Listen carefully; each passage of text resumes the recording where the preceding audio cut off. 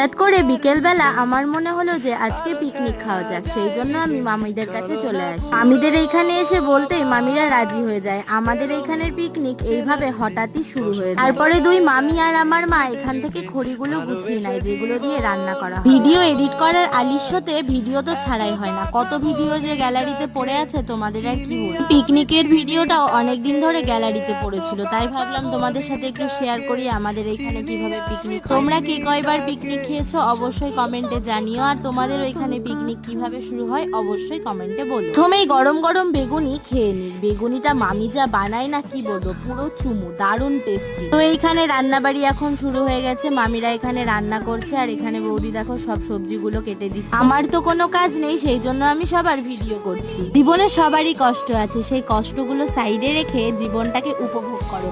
সবাই সবসময় আনন্দে হাসি খুশি থেকো। তো ভিডিওটা এইখানেই শেষ করলাম।